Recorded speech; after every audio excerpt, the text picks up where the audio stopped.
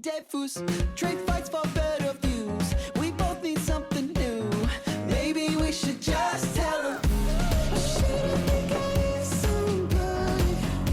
So long to rendezvous. So long to. Hello, high-minded readers, and welcome to the Books and the Bees podcast. Just like bees play a crucial role in pollinating flowers and sustaining life, books pollinate minds and nurture the soul.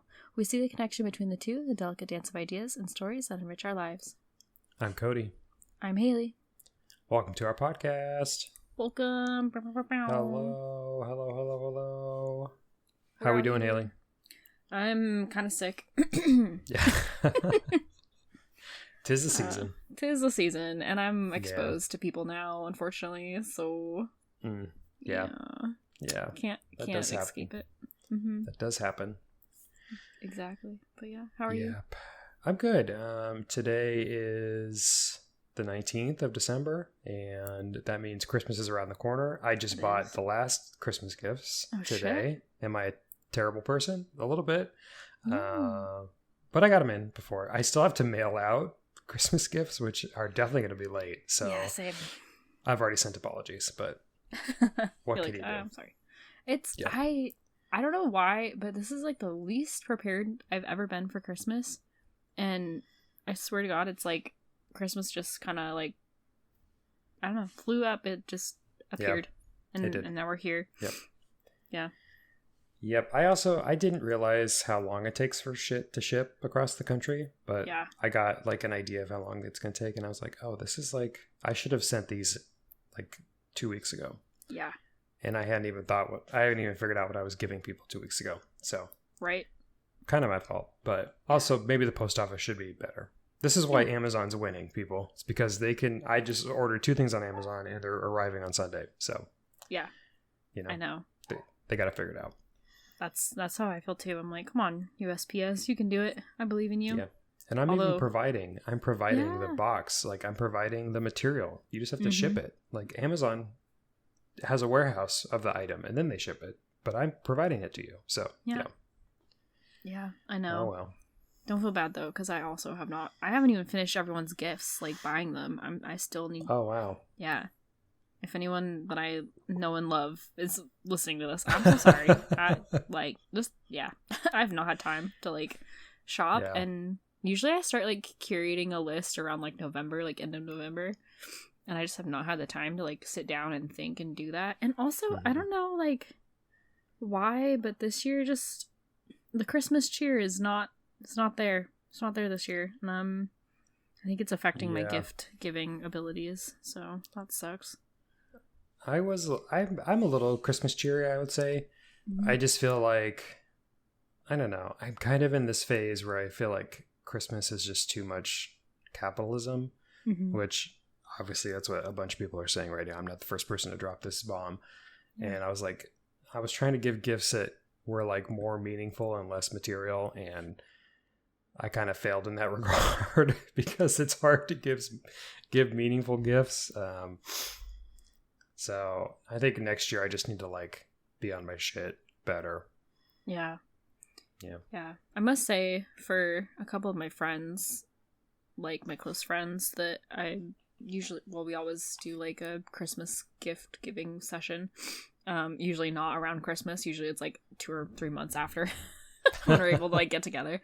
But like, I don't know. I've got their presents like down pat. I have like a certain like algorithm for each of them, where I'm like, okay, I get these things, and like every year I'm like, okay, they're into this, so I'll just get them these like things that pertain to that like category or whatever. But like everyone else, I'm finding like my brother and like my sister and her family is like, usually I'm like, oh yeah, perfect, I can just get these things. But now I'm like, fuck, what do I give them?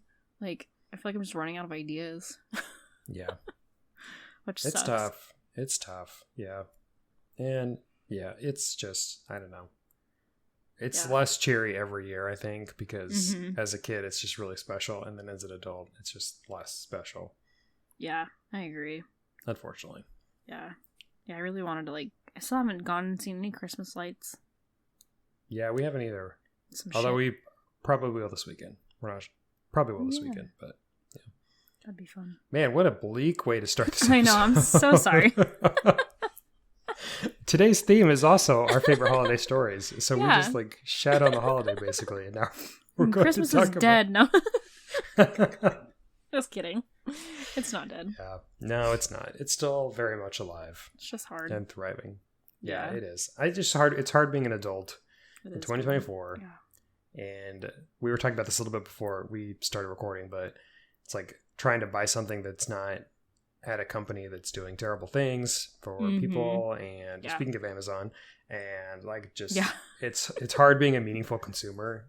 Yeah. This day and age, and it sucks. It is, and it's really hard to like I don't know if it's just me, but I found it really hard to like find like local stuff. Like all the gifts, like all the places that I would usually like think of are either like closed or like they aren't in business anymore, or like their stuff is really expensive, which kind of sucks. Like I get it, like don't get me wrong, I get it, but it's like fuck, and it's just hard. Yeah, it is. I bought, so my grandparents who both, well, all three of them live in Idaho. That's what I'm mailing is gifts to them, and I bought like local candy and like nuts. Aw, I love that. And honey and coffee and shit like that. So hopefully that's okay, but I mean I'm sure they'll love it because they're my grandparents. They're gonna love, and if I sent them a box of air, they'd probably love it. So but yeah, outside of that, it's like it's really tough to find local gifts that aren't gonna break your bank, and it sucks. Yeah. I used to, well, one of my great aunts, she always, every Christmas, she would go to like a Christmas bazaar and like find ornaments for each of us. Oh yeah. And then she just like write on the back like what what year it was. So I have like a crap ton of just like these really cool like intricate like ornaments that are all like personalized to me, which I think is really cool and thoughtful. I think we should bring that back into the holiday rotation. Yeah, we actually, my grandparents, my grandma still does this. She sends specific like Hallmark ornaments. Every year we get a unique Hallmark ornament, and we just recently went through all the ornaments from when we were kids and dug out all three of ours separately. Aww. And there's like ornaments going from when I was a baby all the way up to like last year. So it's really cool to have that. I don't have a tree because my cat eats trees, so we have a book tree, but so I can't hang them up. Yeah. They're there. Yeah. They're there. Man, I love all the intricate ways that people come up with trees nowadays too. That's always fun. Yeah. I like to see that. It is really fun. It's very fun. One year, I'm so sorry, this is so tangenty, but also like kind of bleak. One year during college, my parents didn't put up a tree. They really haven't been putting up the Christmas tree like over the last few years, but and I was so mad like coming home for Christmas and like not having a tree that I literally drew like a picture of a tree, like a Christmas tree, and then like taped it to one of the walls. So I was like, this is some bullshit. I love that. Thanks. Well, my niece, this is very similar to your story, but my niece, she's 10 now, but a few years ago, when she learned that we didn't have a tree because my cat Oreo likes to eat them, she bought me a felt tree that you can like do the little decorations on with like hot glue. And so we did that and stuck that up in our window one year, and it was very cute. Oh, I love that. That's so cute. One year we didn't survive very long, but yeah. Oh yeah, lights on the wall. Yeah, we had like the Christmas tree lights. Yeah, I've seen that. It looks really cool. Yeah, it was cool. Yep. And then every year I just always had like a little mini tree. But no tree this year. Bummer. I know. Bummer. Yeah. Well, you know what's not a bummer? Yeah. The books we're reading. Oh, Hailey, do you want to tell us what you're reading this week? Yeah. So I'm still reading the Bree like Forced Bonds series. Great. I am on The Bonds That Tie, book 4. I'm 96% done, so I'm making my way downtown. So you started book 4 before you finished book 3? No, I finished book 3. Oh, okay. And now I'm on book 4. Okay, I see. Finished book 3, and then I'm on book 4. I'm 96% into book 4, almost to book 5. Yeah. And how many books again? 6? Is it 6? I can't remember if it's 5 or 6. Okay. I want to. It might be 6, but I remember 6 because the Dungeon Crawler Carl series that I talked about the last few weeks. I think that one has 6 audiobooks out, and I was thinking, oh, that's about the same. Yeah, it's probably 6 then. I could totally be wrong though too. I don't know, but. And what did you rate these on the honey scale? No, I didn't. They're they're definitely a honey and frenzy, that's for sure. Oh boy. but there's like a lot of action too. Like there's it's still like plot driven. Like there's still things happening. Okay. Now that I'm in book 4, the plot is thickening, and like there's quite a bit of like character development and some like sabotage happening, and so I love a thickened plot. yes, we love thickened plots there. Oh my god, that sounds terrible. We love a thick plot, you know. Oh, that's so funny. Yeah, good. I'm glad you're enjoying the series. It sounds really fun. Yeah, it's a good series. I definitely recommend it. If anyone's looking for like, a series that they just want to jump into, and it's not like too heavy of a read, I guess. So. Hell yeah, love it. Yeah, what are you getting into? I'm still reading The Pairing by Casey McQuiston. I talked about it last week. I just really I think I'd read the first 2 chapters last week, so still working on it. I'm actually really enjoying this book, even though it's taken me longer than I would say normal to finish a book because of a bunch of other stuff that's happened this week. But it's really great. If you don't remember, it's about these 2 friends, Theo and Kit, who they were friends and then they dated and then they broke up.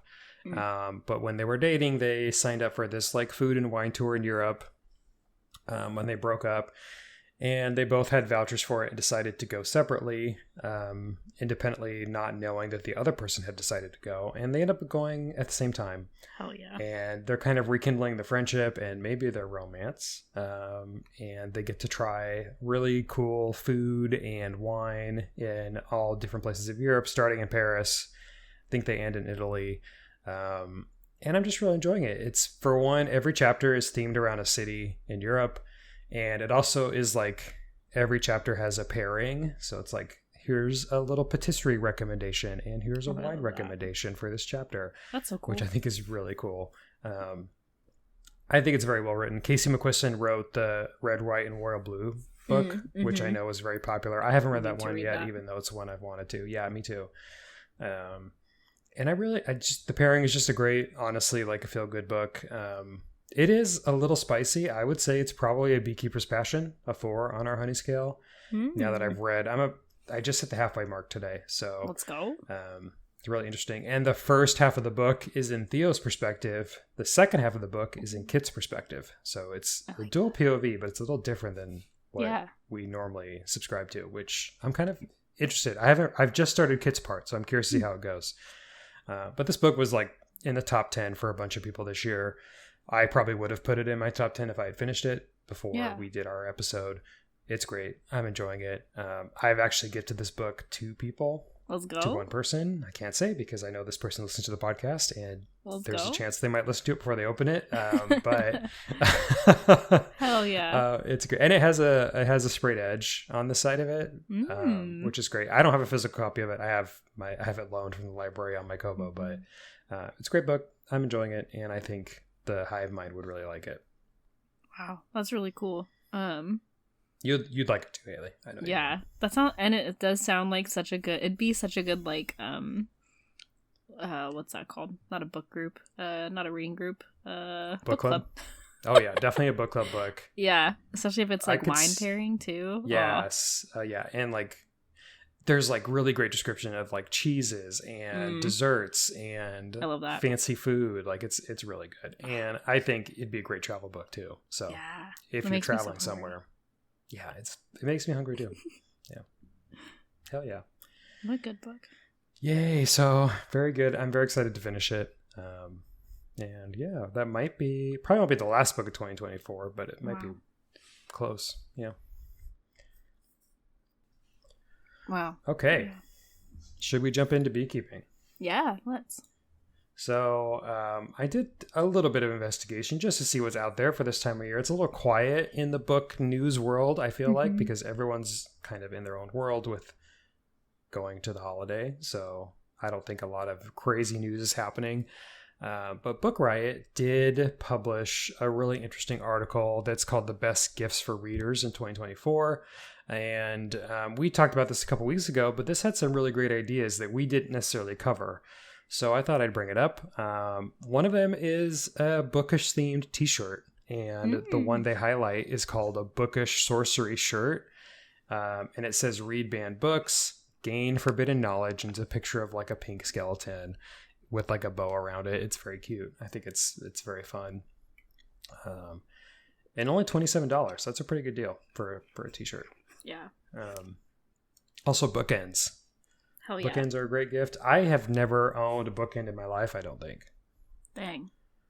Yeah. I don't think I have either, now that I think about it. But I know a lot of, like, especially on Instagram and TikTok, like people with all their fancy bookshelves with those like bookends, and the ones they show here are wooden, and they have things like read Ben books and just one more chapter and I'm all booked up. I think that's kind of a cute little phrase to have. So that's very fun. And then I've actually seen these before and I've really wanted to try one, but I'm kind of intimidated, is these little like inserts that go into your bookshelf that are like book shaped, but instead they're like caverns or like a cave. Do you know what I'm talking about? Like, yeah, they're like an art project that you put onto your shelf. And the one that they show here is a bookstore, but I've also seen like a Harry Potter themed one and a Lord of the Rings themed one. They seem really fun, and some of them can get really expensive, but this one is $35, which is totally within a price range that I'm comfortable with. And it would be pretty cute to have this on your bookshelf too. Yeah, I've seen those. They look fun. They look fun. Are you a crafty person? Like, do you feel like you can craft this up? Yeah, I'm a pretty crafty person. I have to be in like the right mindset, you know, to like sit down and like, you know, put like attention to it. Hashtag ADHD things. But I think they're fun. And honestly, what's so funny is when me and a couple of my really close friends, for one of their birthdays, we were actually going to like do that and like have like a little craft night. Oh, but fun. Life got in the way and we didn't end up doing it. But it was fun. It was like cool to look at like a bunch of them online. If anyone, being sick is the worst. If anyone wants to like find some, I don't want to support Amazon, but I've seen them on Amazon. I've also seen them, I think, on Barnes and Noble, and maybe Etsy.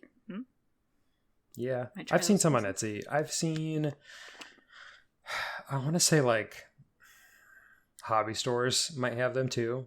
Yeah. I feel like I've seen one at a Hobby Lobby, which I don't like to support Hobby Lobby, but if you're desperate, you know. Yeah. The trick about that is you just go buy the thing there and then you donate to a charity. There you go. Like immediately after.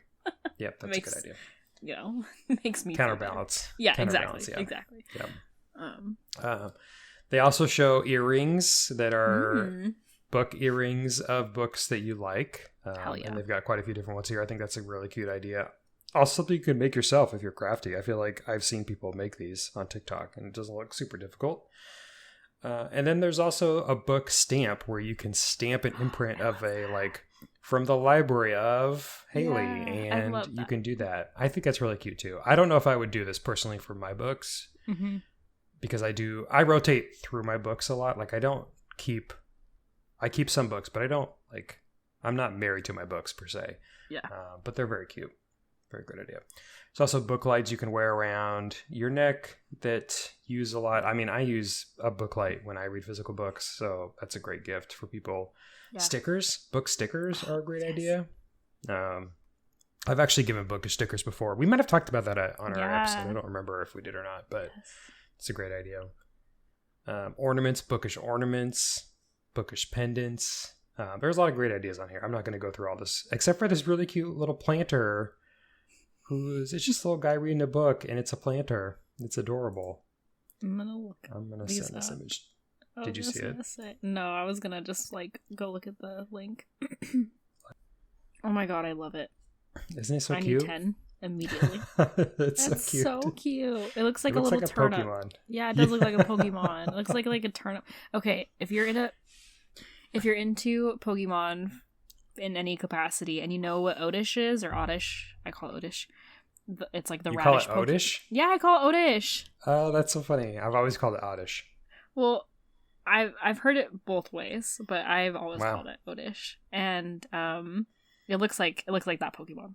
It does. Yeah, it does. Like, so imagine if you're listening and you want to know what it kind of looks like. Imagine that, but like with a cute little face and a book. It's super cute. That's It's got a super cute face. Yeah, so go check this out. There's other ones. There's also links to other giftish ideas too. And I know this episode's coming out the day before Christmas, so it's probably late to gift a gift to your bookish friends. Mhm. But you know, everybody gets a gift card in some capacity, and everyone maybe has a late gift that they give to people. So don't be afraid to gift ideas to yourself, or you know, buy a late gift for somebody. There's nothing wrong with that. Or keep it on your docket for next year too. You know, Christmas comes by once a year. Yeah, and also Valentine's Day is coming up, and other holidays. Oh yeah, very true. Like, Yeah. so- Yeah, Hanukkah, Yeah, Hanukkah, Kwanzaa. Kwanzaa. Yeah, Don't all know. like I think there's like somebody said there's 87 holidays between Holy like shit! Thanksgiving and the New Year's. Dang. Okay. Well, I could be wrong. I feel like I heard this on a social media post and I never fact checked it, but there's a lot of holidays. So yeah, for sure. Yeah. Yeah. Yay. Or just go get yourself a gift. I don't know. Like, Yeah, just go buy something yourself. for yourself. God. Yeah, treat yourself. Yeah, feed the capitalist industry we live in. Yes. Yay. Yay. All right, well, should we jump into today's main content? Sure. Cool. So today, because this is actually New Year's Eve. Happy New Year's Eve to everybody who celebrates. Yay. Oh my God, Christmas Eve, not New Year's Eve. Christmas Eve. Happy Christmas Yay. Eve to everybody who celebrates. We thought we would share our favorite Christmas stories for you today because of the holiday. Mm-hmm. And I think we're both going to be Christmas themed because we're both of the Christian, Christmas variety of people. Yeah. So we'll be specific to Christmas this time around, but Yeah. there's a lot of great holiday stories out there, a lot of great Christmas stories out there. Some are very nostalgic, some are more modern. So we have a few that we'd like to share. Yeah. Haley, do you want to go first? Yeah. My first one is Polar Express. It's a great book. The Great Polar movie. Express. It's a classic. It's a good movie. Classic. It's a classic. It makes me crave. Do you know hot how many chocolate. characters Tom Hanks voiced in that movie? No. I think he voiced the main, like the kid, Yeah. and then the conductor, I was gonna say, I know he's the conductor. and then like the engineer. Dang. Somebody putting coal into the engine. Like, I think he narrates like 5 people in that movie. That's so funny. They're like the Polar Express, brought to you by Tom Hanks. Yeah, just Tom Hanks. Yeah, The camera only. person, Tom Hanks. Well, it's animated, so I guess it's no camera person, but whatever. The animation, all of the drawing, all of the configuration, music, Tom Hanks. I'm actually looking to see how many people he narrates. Yeah. He does the train conductor, Santa Claus, the hobo, the Scrooge puppet, and the boy's father. Sorry, he doesn't do the boy. He does Wow. the boy's father. Okay. So 5 different characters. Wow. I That's impressive. forget about the hobo. I haven't seen this movie in a long time. Yeah, I remember we had I don't remember how old this book is, but I do remember maybe like elementary school. I can't remember if it was like elementary or middle school. It had to have been elementary. But we had like a like for the week of Christmas or like the week of before Christmas break, we'd have like theme days. Sorry, I keep having to clear my throat. We had theme days, and like I remember one day was like a pajama day, and then one day was like hot cocoa day, like so, but they do like different books or like Christmas type themes with each day before the holiday break. And I do remember very vividly one of them being Polar Express, and we got hot cocoa and something else, and we had like train tickets, I think. That's cool. That sounds right. It's been a long time, but I have like a very vivid memory of the hot cocoa and like talking about and we'd read Polar Express. It was fun. Yeah. I remember Polar Express being a big thing when I was a kid. Yeah. And they have, I don't know if this is everywhere or if it's just specific to the area that I live in, but they have like a Polar Express like theme thing where you can take your kids and you like go on, it's not like a ride, but it's like an experience where you get like, you dress up, you go in your pajamas, you get the ticket, you get the hot chocolate, you get and then you get like a bill at the end. I have seen this. Yeah. Yeah, and I was so jealous because one of my friends, her mom took her little sisters because we were like, I don't know, like middle school, high school by this time. But her little sisters got to go. And I was like, man, that would have been so cool to go to and experience. Mm-hmm. But yeah, I guess I'm not really talking much about the book, but most of the memories that I associate with it. It's a very good book. It's a good book. I feel like it's a classic like kids book. Mm-hmm. And I did see, I was in Target recently, speaking of corporations, and Target. Target. I was in the book section, go figure, and they had the Polar Express, and with the books, it was like a special edition, and you got an ornament with the book purchase. That's cute. So that was cute, and I thought that was such a cute little thing. So if you maybe need a last minute gift for one of your child people in your life, then or maybe just someone who's nostalgic like me and likes that sort of stuff, then get them that. Yeah. That's amazing. Mm-hmm. Yeah. Polar Express is great. My dad really liked it. And my dad, I have to say wasn't my favorite movie. I think the animation style is a little weird to me. That was weird. So it wasn't like the movie wasn't my thing, but my dad and my sister would watch it a lot. And my sister actually has a tattoo of the bell on her ankle now, which is really cute. That's so cute. Polar Express is definitely, it was very, very popular when I was a kid and was a staple in our house growing up. Yeah. Yeah, and it's a wholesome story too. Like it's a very good story about the like magic of Christmas and like the giving spirit and that sort of thing. Definitely not where we started our conversation today. Nope. Yeah. It makes you feel good about Christmas. Yes. Puts you in the good feelies. It does. It very much does. Yeah. Yeah. What's your first book? Well, my favorite Christmas story is A Christmas Carol. Aww. Which I think it's just a great story. It's one that I've read many times. I think it's iconic as well. Very classic. There's been, I don't know how many movies about The Christmas Carol. So many. Too many. My favorite is The Muppets. Muppets Christmas Carol is the top one. I don't know what to tell anybody else, but it is the best one.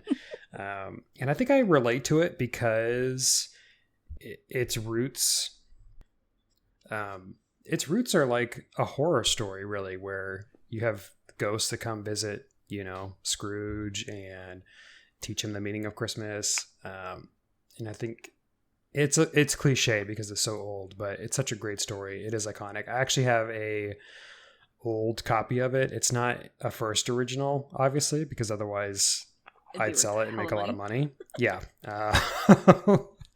But it is an older version and it's very pretty. I wish I had it out of my box to show you, but it's all packed away.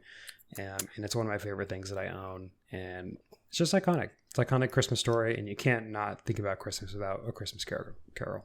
Hell yeah, that's true. I feel like everyone knows it's such a classic story, and it's been rewritten, like you said, like so many times. Yeah. My favorite version is, I think it's called like The Girlfriends of Christmas Past or something. And it's a romance movie, and it's with I think Matthew McConaughey.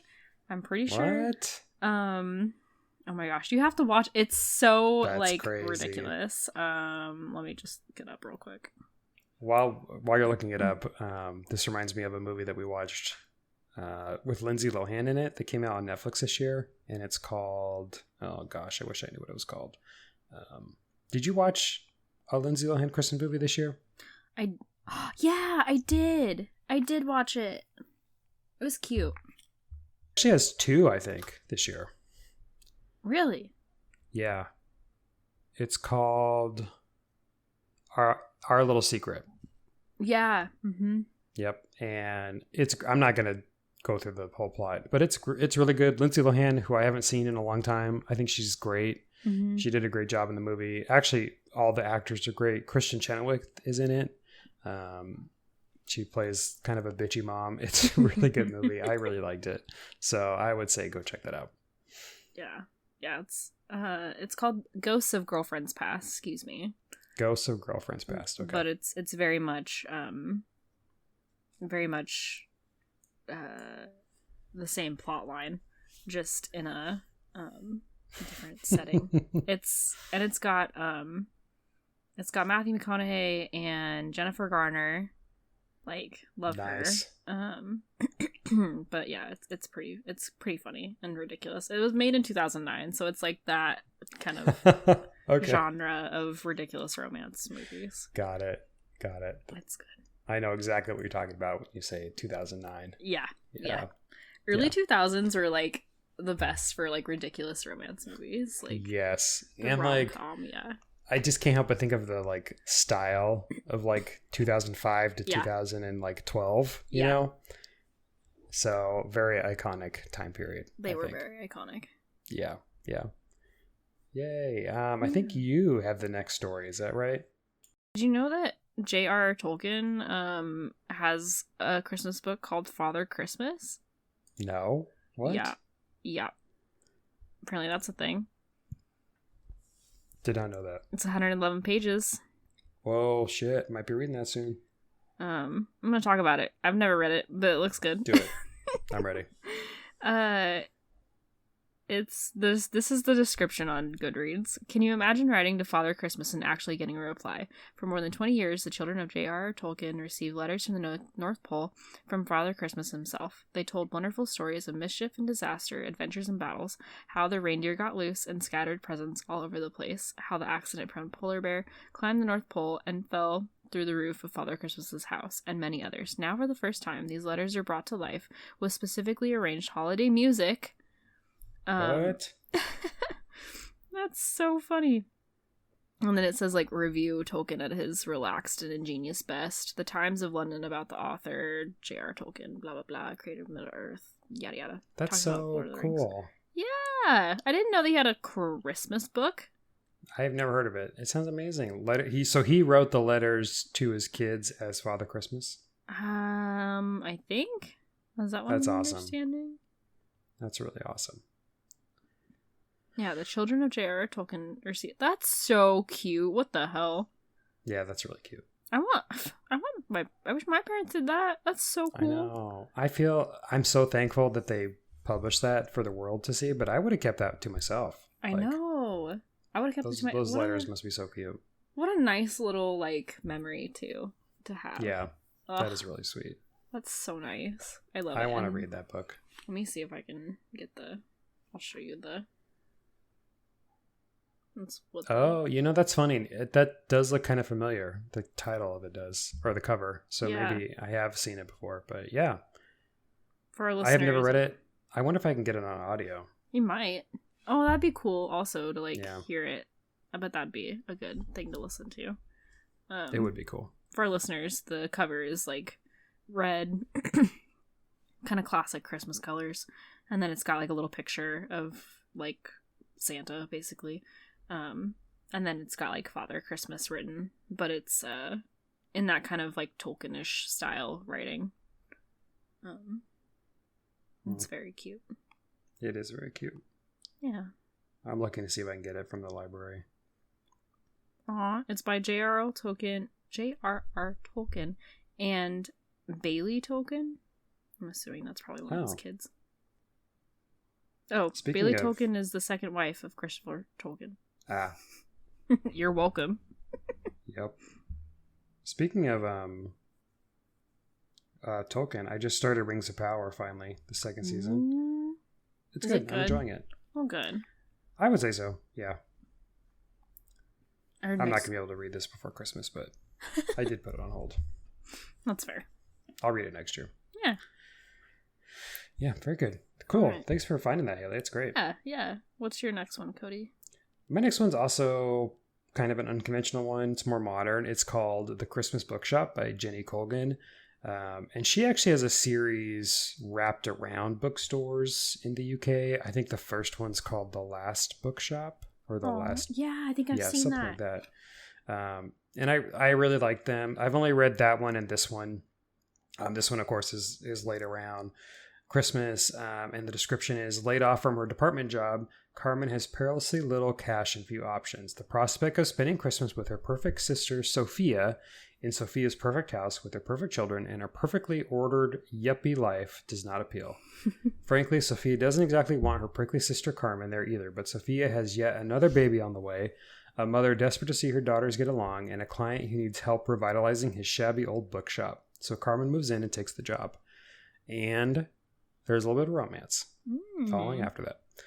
It's really good. It's cute. The stories are very light and easy to follow. In fact, I think in the description, the author's like, I specifically chose characters with very different names so that if you're reading this at night and you're falling asleep, you can remember the characters' names a lot better. And I love that because that's when I read. So it's very nice to have an easy book to remember all the characters. So I very much appreciate that. It's very cute. I enjoy it. It's very low on the honey scale, probably a 1. I don't think there's usually on the page romance. It's been a while since I've read them, but I don't think there's on the page romance. So it's a 1 on the honey scale. But yeah, great for this time of year. That sounds perfect. Ugh. Yeah, and the cover is beautiful too. It's got a like red description and little Christmas wreaths and Christmas stuff for Christmas. For Christmas. Okay, Hailey, what is your next one? My next one, because I just looked it up because I'm so prepared for this episode. Yeah, we're super prepared today. It's a book, but one of my favorite renditions of it, and it's a really fucking sad story. So beware, I guess. But you probably are. I'm assuming like people who have been in the world have probably seen a version of it as well. Is the Little Match Girl or the Matchbox Girl, as I've also seen it. And there's a rendition. It's a short on Disney. And it's probably like the most saddest, heart-wrenching thing I've ever watched in my entire life. If I ever need like a really good cry, I'll go watch it. But yeah, it is a Hans Christian Andersen musical, apparently. But it was a fairy tale by the author, first published in 1845. If you don't know the story, because you live under a rock, I don't know. The story is about a poor girl who is forced by her father to sell matches on the street on New Year's Eve. So not necessarily a Christmas one, but it's very like Christmas coded. So yeah. The girl is afraid to go home without having sold all the matches because her father will beat her. The story is known for its beauty and tragedy and has been adapted to various media, including film and opera. And the version on Disney, spoilers, I guess, is no one's beating anyone, but she's like a starving, sick, poor girl who like has nowhere to go, and she's trying to sell her matches, and every time she like strikes her match, it like shows like a happy memory and the light, and then she like runs out of matches to keep herself warm, and then she dies. So it's a very tragic, sad story. I've never seen this before. You have to go watch. It's very sad, but it's very good, and it is kind of Christmassy. It's very like cold season. It's very winter death. It gives winter. But it's good, and I think it's like a good reminder of kind of like staying in touch with our humanity, and like knowing that 'tis a season for giving, and 'tis a season for being helpful to others, and it's also a good reminder to keep in mind that some people struggle, and there's people out there who a kind smile or a warm blanket goes a long way. So yeah, that's true. That is very true. Yeah, good message, Hailey. Thanks. Yeah, I'll be sure to buy a lot of matches for kids. Yeah. That's the moral of the story. That's the takeaway. Buy more matches for the local children. For kids. For the orphan children. Oh, it's terrible. Yikes. Oh, man. I love that. That's so funny. What's your next one? Yeah, I think I've got one more. I feel Okay. like we've done enough after this. Yeah. Cool. So my last one, I feel like we have to talk about it. And I think, like, even though I'm officially talking about it, both of us love this story. It's a classic. Mhm. The Night Before Christmas. Yes. It's iconic. I think everybody's read it. I had a actually really pretty copy when I was a kid that was illustrated and had like the gold, like sprayed edges that was very shiny. That was very popular back in like the 80s and 90s. Yeah. And I remember that book fondly. I read it all the time around Christmas time as a kid. And I don't think it gets any more Christmas than that, honestly. I agree. Especially when you're a kid. Like The Night Before Christmas is such a iconic, kid story, and it's great. I love it. I don't have much to say about it, honestly. I feel like everybody knows it. It's a classic. Not a creature with story, not even a mouse. I mean, yeah. It's great. Yeah. And it's everywhere. And like, there's kid versions. There's like, there's versions where you like turn it into a game and then you play it like with gift giving. Oh, cool. That's something that we've done before in the past. And it's like certain cues while reading it where you like pass a gift around, where it's like left or right or whatever, then you like pass the gift whichever way as the story goes along. But yeah. It's iconic. Other iconic ones that we, also should mention, How the Grinch Stole Christmas. Oh my gosh, classic. yes. The Classic. movie, the Jim Carrey movie is iconic. Love that movie so much. I like the I'll probably watch it animated this weekend. one. The OG animated one? Or sure. the new one? No, not the new one. The OG one. Yeah. I haven't seen the new animated one, but apparently it's the number one grossing Christmas movie of all time. Really? Mm. Wow. More than Elf? Yeah. More than Elf. Yeah. Wow. Yeah. Weird. Wow. I haven't seen it, so I don't know if it's good or not. I haven't seen it either. Yeah. But yeah.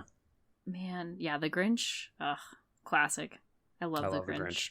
I do so too. Good. Dr. So Seuss was great. Yeah. Yeah. I mean, Dr. Seuss himself was not good, but True, stories were fantastic. Again, yeah. That's true. Yeah, it's great. There's so many Christmas stories. We talk about holiday books, but I think the best holidays that are bookish are Halloween and Christmas. And there's not a lot of Easter books. Hate to break it to you. There's not a lot of St. Patty's Day books, although I did see one recently. Which I might. Oh, no, it's the Night Before Christmas, which I haven't talked about on this episode, but I've mentioned it before. I think the sequel is going to include a prince from the St. Patrick's Day. I love that. Like colony or whatever they're called. So, if his name's not Patrick, I'm going to be mad. I hope it is Patrick or or something Patty fun like that. Patty, yeah. Patrice. I don't know. Patricia. Yeah. Maybe it'll be a non-binary character named Patty. Yes. I would like that. I would like that. Patty. Yeah. Reminds me of Peppermint Patty. Sorry. I was just gonna say I'm thinking of Charlie Brown right now. Oh, Charlie Brown Christmas. Charlie Brown Christmas. Classic. Yeah. Charlie Brown Christmas. Great stuff. Charlie Brown Thanksgiving. Charlie Brown. Yeah. Charlie Brown, the gigantic pumpkin. Charlie Yes. Brown, the gigantic pumpkin. Is that what it's called? Stole the gigantic pumpkin? Something like that. We're close. Yep. We're close. Yeah. There's listeners right now screaming at us. It's called this. It's called this. I know, right? They're like, how could We're you? doing our best. Yeah. Sorry. I'm off the riff right now. Like, I'm just fucking we're just winging it. spitballing. We're just spitballing. So those are the stories that we feel jump out at us. But of course, like I was saying, there's hundreds of Christmas stories out there, maybe even thousands, and other holidays as well. So if you have one that you'd like to share of a holiday story that means a lot to you, you can do that by emailing us at booksandthebeespod@gmail.com. You can Instagram us, booksandthebeespod. We are there. You can find us. You can email us. It'd be great if you interacted with us. And I'd love to hear how your year went, how your life's going. So send us an email. We'd love it. Yeah. You can also give us a review on your podcast listening app, whether that be Spotify or Apple Podcasts or any other podcast app. I have learned recently that we might not actually be on Apple Podcasts yet, so I'm going to work on that. News to us. News to us, because I don't have an Apple device, so I don't have a way to check. But I can check. I thought that I did it, and I guess I am terrible at it. So I'm so sorry for everyone who's been trying to listen on Apple Podcasts. Well, hopefully by the time you are listening to this episode, we're on Apple Podcasts for the first time. So you can listen to us and you can give us our first review. If you're hearing this right now, you can give us our first review on Apple Podcasts. How amazing would that be? We would love it. And then, of course, we want to give a huge thank you to the American Indie for the use of their song Rendezvous. It's a bop. It's the intro and outro to our podcast. We've been using it since episode 1. We are almost to episode 50. We're not even closer, but we're very close to episode 52, which is our 1-year anniversary. So thank you, Rendezvous, for being with us the whole way. Yeah. You guys rock. Yeah. Anything else you want to say, Hailey, before we wrap up? No, I hope everyone, well, yes, I don't know why I said no. Jeez. I do. I hope everyone's having a great holiday, Christmas. Yes. If you celebrate Kwanzaa, if you celebrate Hanukkah, I hope you're having a happy Kwanzaa, Hanukkah. Yeah, I hope you guys are enjoying your family time, if that's your thing, or some alone time, if that's your thing. I hope you're reading a really good book. Yeah, I hope you're with friends. I hope you're eating some good food. I hope you're staying warm. I hope you're staying cool if you're in a hot climate. Yes. Yeah, all around. Yeah. Happy holidays, and thanks for listening. I appreciate it. Yeah, I second that. And thank you, Hailey. Happy holidays. Yeah, thank you. Happy holidays. Yay. Merry Christmas. Merry Christmas. Yay. Yay. Well, we hope you enjoyed this literary journey as much as we did. If you're buzzing with excitement, don't forget to subscribe, email us, and leave a high 5-worthy review on your podcast listening app. Until next time, happy reading, and may your shelves be filled with tales as enchanting as a blooming garden. Keep the buzz alive, and we'll catch you in the next chapter. Bye for now. So long, so long, too. Bye.